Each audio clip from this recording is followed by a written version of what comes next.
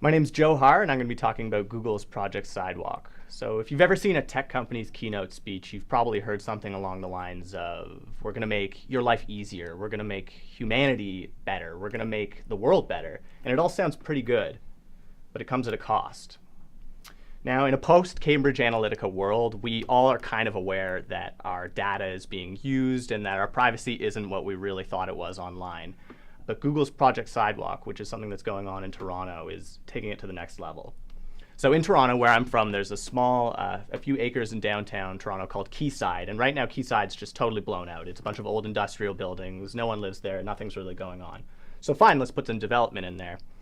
But what's happened is, as I've mentioned, called Google's Project Sidewalk. What it is they want to institute a smart city in just this small bit of acreage in downtown Toronto. So we're talking about self-driving cars that are constantly roaming through the neighborhood. We're talking about buildings that are adaptable to suit the needs of the people that are in it. We're talking about streets that are tracking where people are going and organizing traffic lights and stop signs in order to make things as efficient as possible.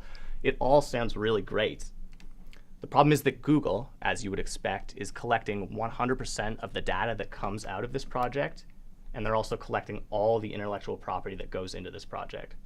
So that means that the City of Toronto, the Government of Ontario, the Government of Canada, they don't have any control over what gets produced here and what's ultimately done with it, nor do they really have much control over actually the moves that Google's making in the city. So that means that the citizens who are living here, they might be living in a paradise, but they also might be living in a dystopian future.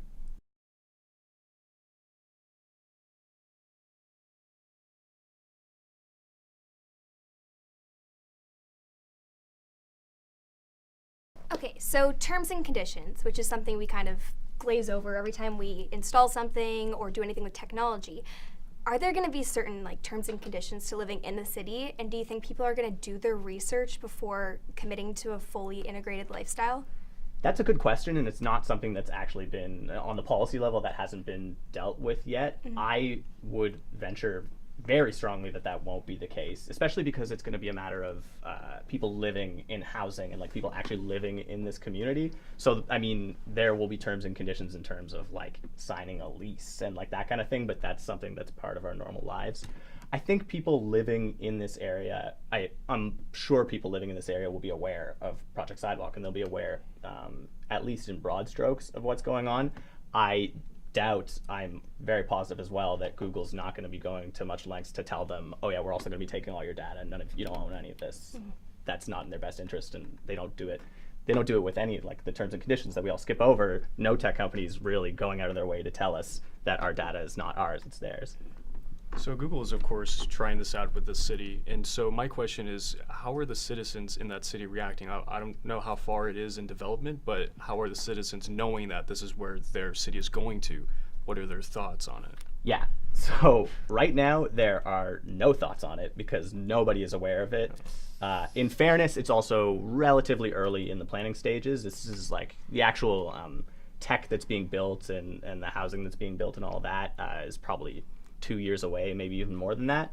But yeah, as it stands, this is not a popular thing in Toronto. If you ask the average Toronto citizen, they would not know what you were talking about. Technology in recent years has taken off exponentially. And do you think that fully integrated cities are inevitable in the future? Or do you think we should be taking a step back from technology and limiting what it has interaction in our lives? Well, what's difficult about this, and really what's difficult about technology in general, is as I was saying, technology companies will say we're making your life easier, we're making things better. In a certain sense, they are. It is true. Things are easier and certain things are more efficient and all that. I believe in smart cities that are publicly owned because the smart city is more efficient. You can transit will be more efficient. The sewage systems, everything will be more efficient. That's good. But if it's not owned by the public, if it's owned by a private corporation, that's when you run into issues because then the private corporation has complete control and they're not beholden to, it's not a democracy in a company, it's a dictatorship. You're creating a technological dictatorship. So bouncing off what she said, I mean, the idea of the world of a smart world even is, it's almost inevitable. Obviously, they're going to keep pushing for innovative technologies in cities and such. And so what can we do currently, now, as millennials, what can we do to kind of possibly prevent that or just to have a platform just so we could speak on the behalf of not wanting to see this happen, if possible. I mean, ultimately, it's going to come down to awareness, which is such a terrible answer, and I don't because that's the answer for everything. But like for example, in Toronto with Project Sidewalk right now, it's basically too late for that. The deals have been signed. Google owns all the intellectual property. Google is going to own all the data that goes out of it. The Waterfront Toronto, which is the organization that put this together, they dropped the ball. Fortunately, Quayside's small. It's a really small neighborhood in downtown Toronto, and no deals have been made for the greater area.